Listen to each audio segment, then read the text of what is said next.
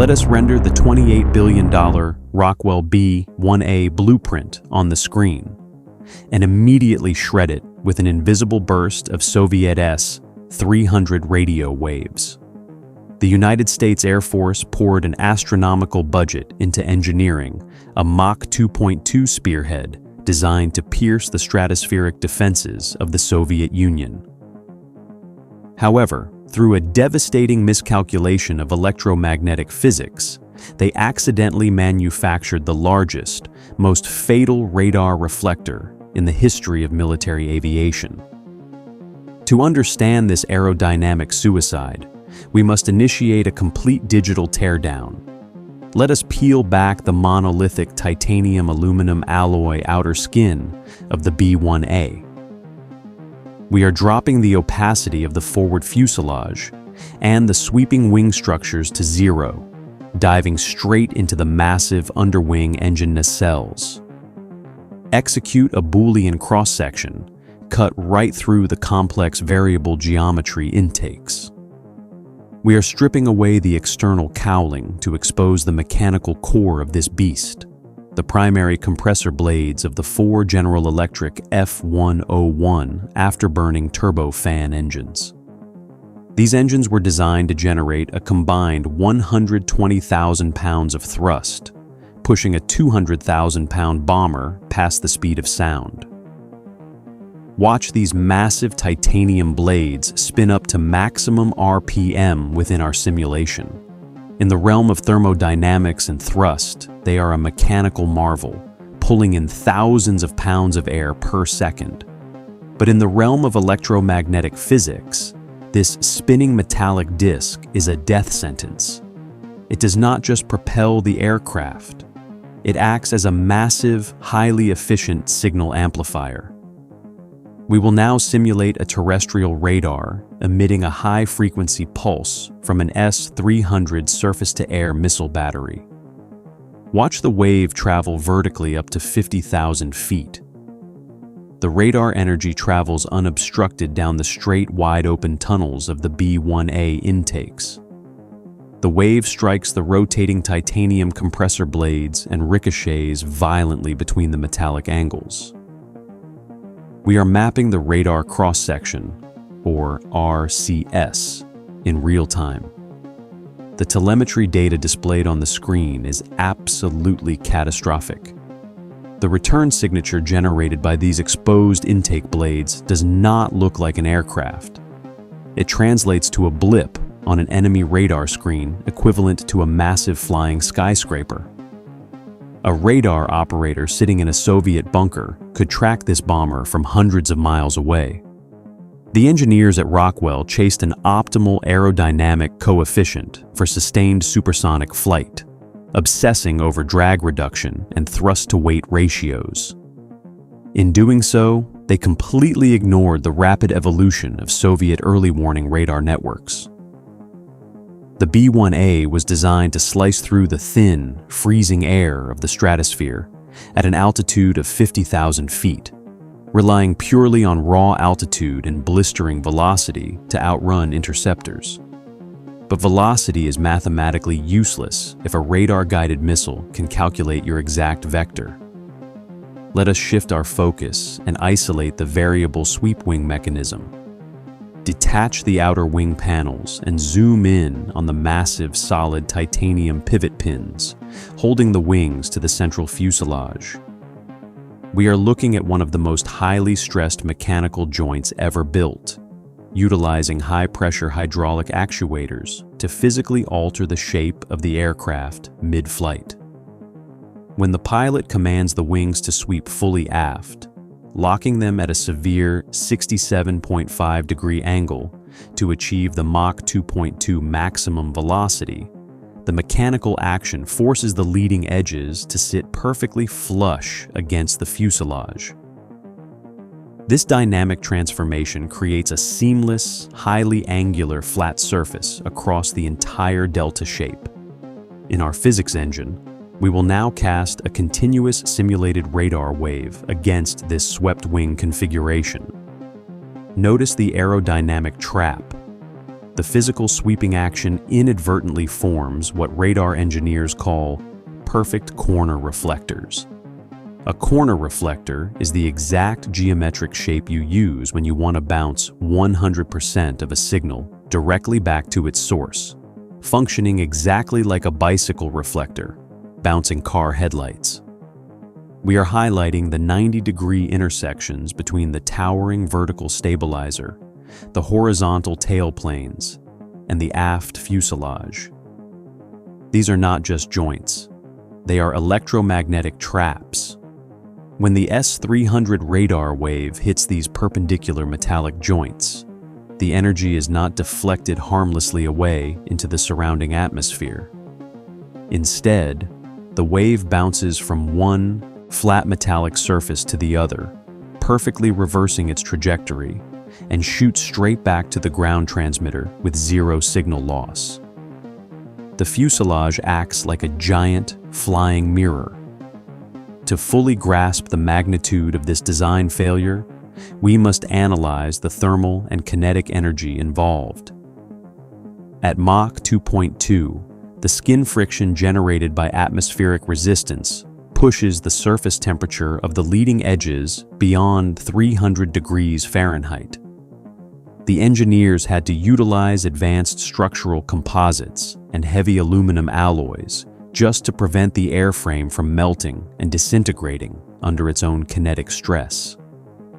This massive metallic bulk, required to survive Mach 2.2, became a giant electromagnetic beacon. The S-300 system utilizes X-band and C-band phased array engagement radars. These specific wavelengths are exceptionally proficient at detecting large angular metallic objects. When the high-frequency X-band waves hit the B-1A flat undersides and the unshielded exhaust nozzles of the F101 engines, the radar return is instantaneous and blindingly clear. The bomber is painted on the terminal guidance screen not as a faint anomaly, but as a hard, locked-in target.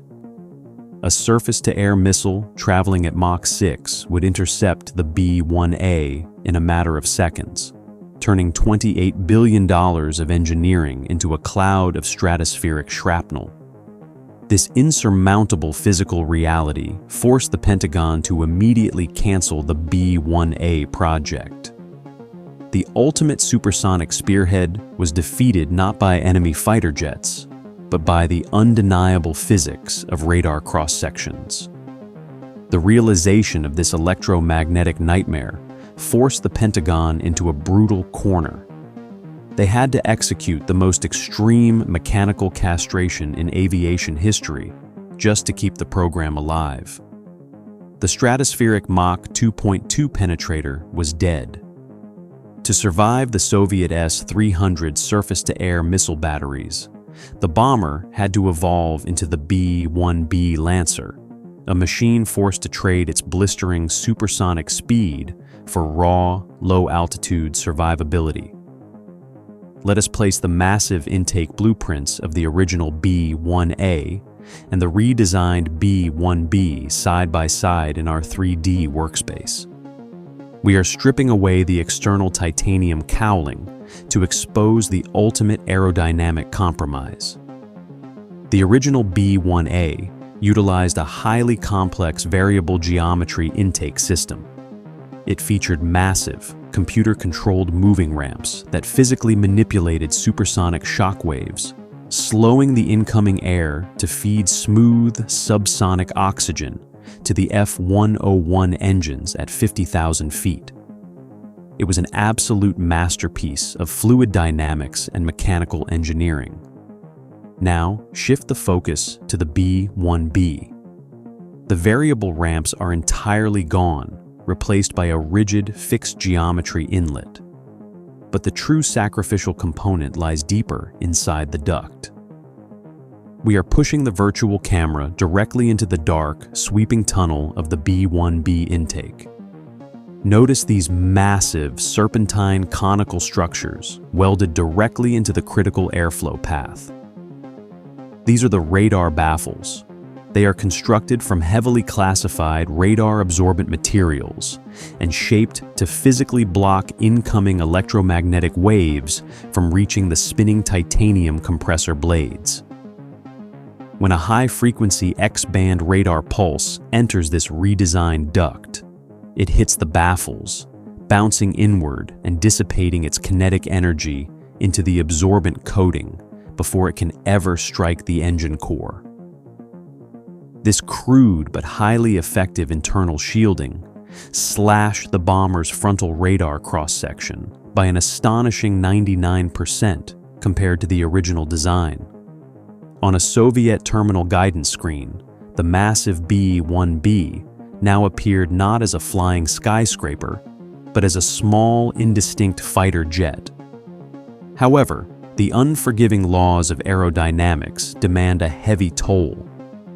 By inserting these physical baffles directly into the intake tunnel, the engineers effectively choked the massive General Electric engines. We are now running a computational fluid dynamics simulation. Watch the red vectors as the incoming air volume crashes violently against the baffle structures. The turbulent, disrupted airflow destroys the smooth, high-pressure feed required for maximum afterburning thrust. The compressor inlet pressure drops catastrophically across all 4 power plants.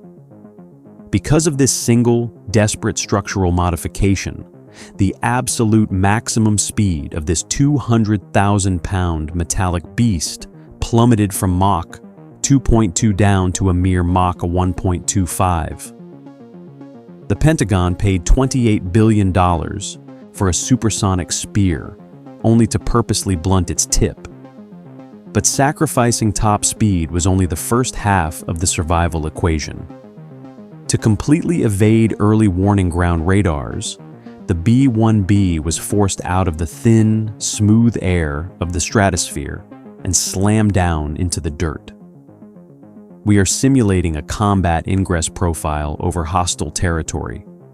The B-1B is now flying at a terrifyingly low altitude of just 200 feet above the jagged terrain, pushing a high subsonic speed of Mach 0.92.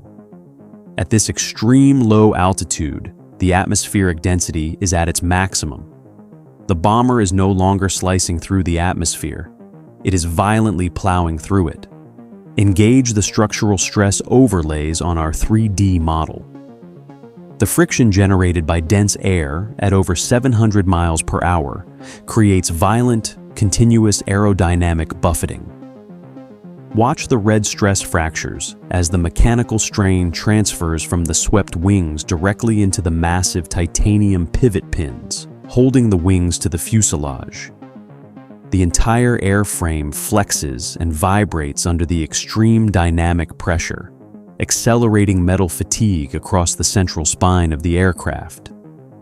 To prevent the bomber from instantly slamming into a mountainside at high subsonic speeds, it relies entirely on its AN/APQ-164 terrain-following radar system.